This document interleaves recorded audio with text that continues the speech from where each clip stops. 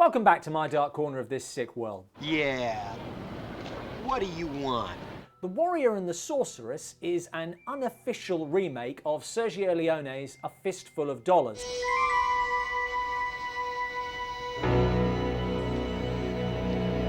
Which in itself is an unofficial remake of Akira Kurosawa's Yojimbo. So, at the very least, the story should be solid. Have you seen it? David Carradine is Kain, a lone warrior in an Eastwood poncho. I never was much for digging. That move makes sense if you have a sidearm. Your sword is on your back. You're just making it awkward to draw. I'm gonna cut you in half. Although it looks like this movie is set in the past, it's actually on an alien planet called Ura, although we might as well call it Tatooine. Even has two sons, but the basic plot remains. Zeg, the tyrant, that's who.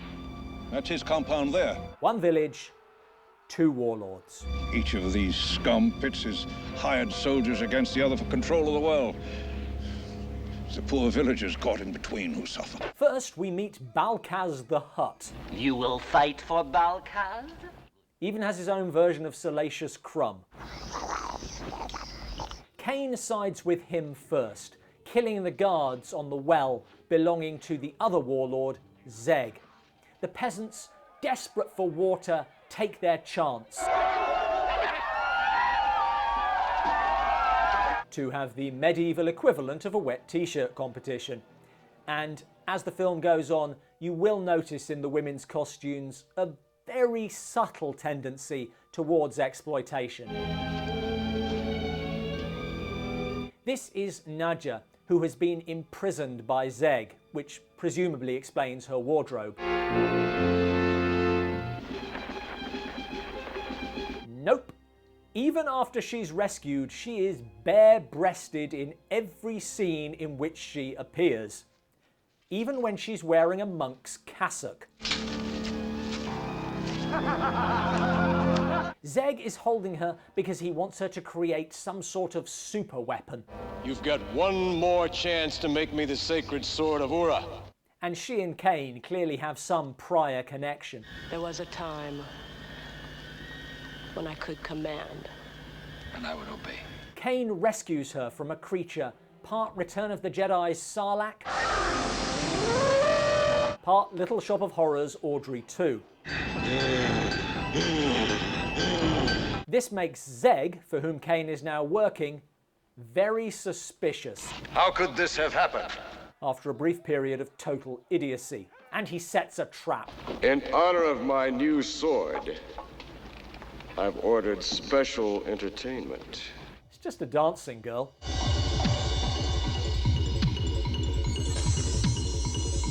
Okay, fair enough, that is special. And one up on Total Recall. You make me wish I had 3 hands. Well, I think you're doing just fine with 2. But 2 down on Return of the Jedi's Yana de Algargan.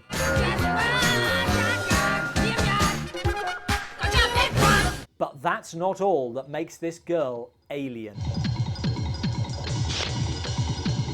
Kain is captured and beaten up, but he escapes and is sure to get the last laugh because earlier... That ought to cause some excitement. Now, if they lower a man down there, they'll think the well has gone dry. So... It's drying up. This is all we could draw. Which makes what happens next rather odd. Take the well or die! Bal Caz doesn't know yet, but why is Zeg fighting for a dry well? The absence of water pushes the peasants past breaking point, leading to the Great Jawa Revolt.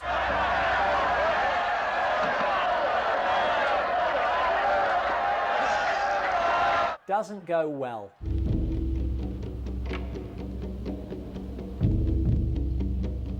Kain's decision to drain the well has consequences that I don't think anyone really pulls him up on.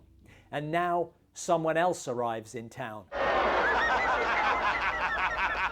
This is Burgo the Slaver, who did appear earlier in the film, but fairly briefly, and now... Disarm them!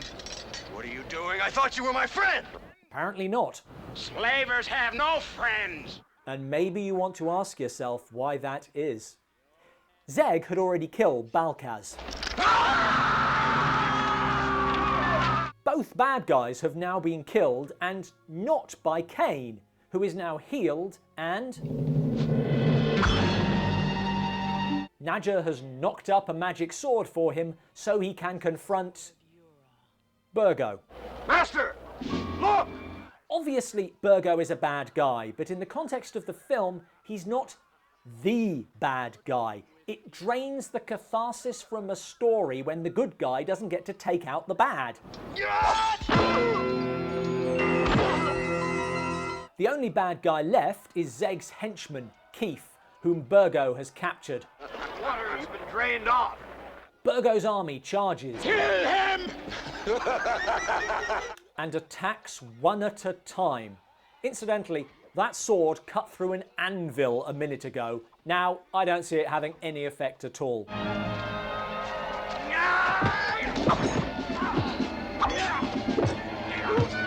Led by Nadja, the peasants join the fight.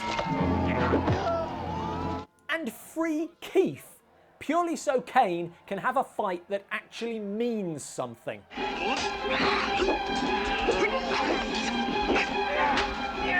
Oh no, now Keith has the magic sword. Yeah, it's useless.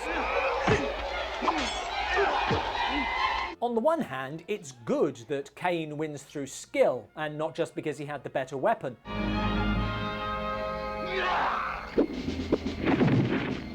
On the other, where was the point in the whole sword and sorceress plotline? She pleases me. That's actually it. It's almost as if taking a very well constructed story and jamming in an extraneous plotline just so you can have a nearly naked woman running around for 80 minutes wasn't a good idea. Stimulating, you agree? Thanks for watching.